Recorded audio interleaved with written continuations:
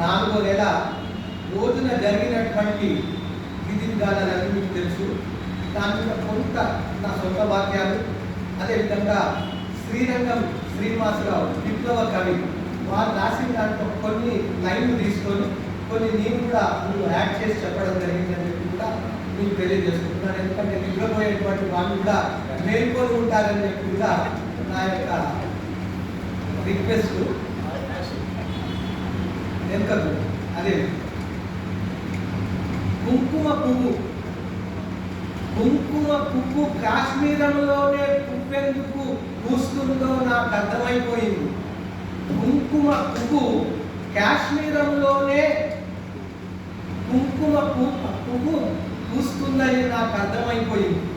అక్కడ ఉన్నట్టుండి పాకే పసిబిడ్డ నెత్తురు ముద్దైపోతుంది. అక్కడ ఉన్నట్టుండి పాకే పసిబిడ్డ నెత్తురు ముద్దైపోతుంది. సామగానము చేసే కాశ్మీరీ పండితుల కంఠాల్లోంచి వేదము ఆగి రుధిరము బయటకు వస్తుంది. ఇక్కడ రుధిరము అంటే రక్తం అని అనవచ్చు, ఎరుపు రంగు కూడా వస్తుందని చెప్పి కూడా తెలియజేస్తుంది.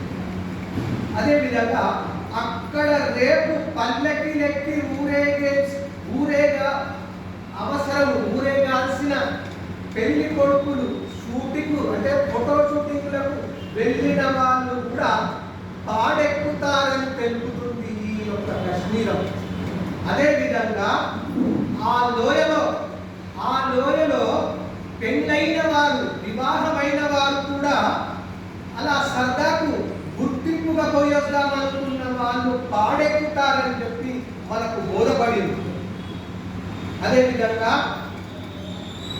కాలం మరోసారి నిరూపించింది, విడిపోతే పడిపోతాం. కాలం మరోసారి నిరూపించింది, విడిపోతే పడిపోతాం. ఐకమత్యంగా ఉంటే సురక్షితంగా ఉంటాం. భారతదేశము ప్రతి తీవ్రవాదిని వేటాడుతుంది. భారతదేశం వారిని భూమి చివరల వరకు కూడా వెంబడిస్తుంది అని ప్రతిజ్ఞ పూనిరి 140 కోట్ల జనులు. అదే కాదు, వేరే ప్రపంచిక దేశాలు కూడా అదే కోరుకుంటున్నాయి. అదేవిధంగా అంటున్నారు ఉగ్రవాదులకు మతము లేదని, హజ్ యాత్రికుల ఉగ్రదాడులు ఎప్పుడైనా చేశారా? హజ్ యాత్రికులు పోయినప్పుడు వాళ్ళ మీద ఈ ఉగ్రదాడులు ఎప్పుడైనా చేశారా అనే వార్త ఎప్పుడైనా మీరు విన్నారా? అయినా న్యూస్లో అయినా వచ్చిందా? రాలేదు. ఎందుకంటే ఉగ్రవాదులకి మతము ఉంది, ఆ మతానికి మినహాయింపు ఉంది అని మనం అర్థం చేసుకొని సంఘటితం కావాల్సిన అవసరము ఉంది అని మీ అందరికీ హెచ్చరిస్తున్నాను. అదేవిధంగా అన్నం పెట్టినోడికి సున్నం పెడతారు అనే సామెత నానుడు కూడా ఉంది. అన్నం పెట్టినోడికి సున్నం పెడతారు అని నానుడి ఉంది, సామెత ఉంది. బంగ్లాదేశ్లో కరోనా సమయంలో కృష్ణ మందిరం ఇస్కాన్ స్వామీజీ అక్కడ వారికి ఆ కరోనా సమయంలో భోజన ఏర్పాట్లు అన్ని రోజులు పూర్తి చేశారు. మంచిగా తిన్నారు. మహమ్మద్ యూనుస్ అధ్యక్షులుగా వచ్చినప్పుడు హిందువులపై దాడులు జరిగినాయి. మన హిందువుల ఆస్తులను కొల్లగొట్టారు, ధ్వంసము కూడా చేసినారు. మనకిదంత చరిత్ర కాదు, నిన్న మొన్నటి ముచ్చట. అదేవిధంగా ఆ స్వామీజీకి ఒక అడ్వకేటు ముస్లిం అతను వచ్చి నీ యొక్క తరఫున వాదిస్తాను అని అంటే అతన్ని కూడా చంపేశారు ఆ ముస్లింలు. సో చూడండి, ఇతరులను రాకుండా చేశారు, ఇంకెవరిని రాకుండా చేశారు. దాని ప్రభావం చేత 7.5 మాసాలు కఠిన కారాగారంలో ఉండి అతను మొన్ననే రిలీజ్ అయింది 4 డేస్ కింద అని మీకు తెలియజేస్తున్నారు. అదేవిధంగా 2021లో రోహింగ్యాలను దేశం నుంచి పంపకుండా అడ్డుపడింది సుప్రీం కోర్టులోని అలాంటి ఆ న్యాయ వ్యవస్థ. అందరూ కాదండి, అందులోని ఆ మతముకు ఆ సపోర్ట్ ఇచ్చే లెఫ్టిజంకు సంబంధించినటువంటి వారు ఉన్నారు కాబట్టి ఈ విధంగా జరిగిందని చెప్పి కూడా తెలియజేసుకుంటున్నాను. నేటి ఇస్లామిక్ టెర్రరిజం కి స్లీపర్ సెల్స్ గా కూడా మన దేశంలోనే ఉన్నారు అని చెప్పి కూడా మీకు తెలియజేస్తున్నాను. కాంగ్రెస్ కు ఎంత వాటా ఉందో దానికి రెట్టింపు వాటా ఈ మర్యాద రామన్నలకు ఉందని చెప్పి కూడా మీ అందరికీ తెలియజేస్తున్నాను.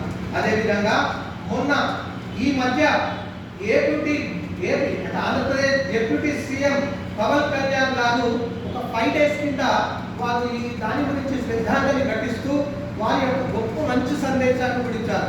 అందులో అన్ని రకాల వాళ్ళు ఉన్నారు, ముస్లింస్, క్రిస్టియన్స్ అందరూ ఉన్నారు. వారు ఏమన్నారంటే చాలా చక్కగా మాట్లాడు, మాకు ఒకే దేశం ఉన్నది, మాకు అంటే ఇక్కడ హిందువులకు ఒకే దేశం ఉన్నది, కానీ మీకు ఎన్ని దేశాలు ఉన్నాయో కూడా ఆ విధంగా చెప్పడం జరిగింది. వారికి ఎన్ని ఉన్నాయంటే 200 కోట్ల ఇసాయిలకు 130 దేశాలు ఉన్నాయి, 120 కోట్ల సున్నీ ముస్లింలకు 50 దేశాలు ఉన్నాయి, 30 కోట్ల షియాలకు 7 దేశాలు ఉన్నాయి, 80 కోట్ల బుద్ధిస్ట్ వారికి 10 దేశాలు ఉన్నాయి, 1.5 కోటి మందికి యహూదీలకు ఒకే ఒక దేశం ఉంది, అది ఇజ్రాయిల్. అదేవిధంగా 110 కోట్ల హిందువులకు ఏ దేశం ఉంది అని అంటే భారతదేశం ఒక్కటే. చూడండి, ఎటు బొమ్మంటారు మమ్మల్ని అని గర్జించి చెప్పిండు. మీరు అర్థం చేసుకోండి, ఒకవేళ కనుక మీరు వినకపోతే మీకు నష్టం జరుగుతుంది, మంచిగా చెప్తున్నారని చెప్పి అతను చాలా చక్కగా చెప్పడం జరిగిందని చెప్పి కూడా తెలియజేసుకుంటూ, ఇప్పుడు భారతదేశం పోరాడుతుంది ఏమని, పాకిస్తాన్తో మాత్రమే కాదు, తల్లి రొమ్మునే గుద్దే కిరాయి సైన్యముతో, అంతర్గత ఉగ్రవాదంతో, సిగ్గుమాలిన ఉదారవాదములతో, పాకుకు మద్దతు పలికే ప్రతిపక్షాలతో, ఓటు బ్యాంకుపై చేసే బుజ్జగింపు రాజకీయ నేతలతో, వీరందరితోని పోరాడుతుంది భారతదేశం. అయినా పర్వాలేదు, మోదీ సర్కార్కు భారతదేశమే కాదు ప్రపంచ దేశాలు అండగా నిలబడతామంటున్నాయి. నేటి స్థితిలో మోదీ సార్ మీ వెంట మేము ఉన్నామని చెప్పి కూడా ఈ ఆర్య సమాజ్ సీతాఫల్ మండి ప్రాంగణం నుంచి కూడా సభ్యులము ఎక్కడున్న వారు కూడా మేమందరం తెలియజేస్తున్నామని చెప్పి కూడా బహిర్గతంగా తెలియజేస్తున్నాం. చూడండి, ఇంత జరిగితే కూడా వాళ్ళు ఎన్ని రకాల కమిట్మెంట్ తెలియజేస్తున్నారు. మనిషికి ఉన్న 2 చెవులు ఒకే శబ్దాన్ని వింటాయి, మనిషికి ఉన్న 2 కళ్ళు ఒకే దృశ్యాన్ని చూస్తాయి, మనిషికి ఉన్న 2 నాసికలు ఒకే వాసనను పీలుస్తాయి. కానీ అదేమి మాయరోగమో, ఉండే ఒక్క నాలిక మాత్రం రకరకాలుగా మాట్లాడుతుంది. ఇక్కడ పండుకొప్పుల్లాగా ఉండి దేశానికి రకరకాలుగా విధ్వంసాలను సృష్టించేటువంటి వారు రకరకాలు ఉన్నది. అందరి పేరు తీసుకుంటే ఇంకా సమయం అయిపోతుంది, నాకు అక్కడ రికార్డింగ్ కొంచెం కన్ఫ్యూజన్ ఉంది. అదేవిధంగా గడిచిన కాలము మనది కాదు, వచ్చే కాలము మనది ఆధీనంలో ఉంటుందో లేదో తెలియదు, కానీ ఇప్పుడున్న సమయము కాలము మనది. మనమందరము కూడా భారతదేశానికి నిల్చొని అందరం కూడా కఠిన సమయాలలో కూడా కష్టానికి ఓర్చుకొని మనమందరం కూడా నిల్చుందామని చెప్పి కూడా మీ అందరితో తెలియజేసుకుంటూ, ఇంత మంచి వాక్యాన్ని మీరందరూ విన్నందుకు చాలా సంతోషాన్ని తెలియజేస్తున్నాను. అదేవిధంగా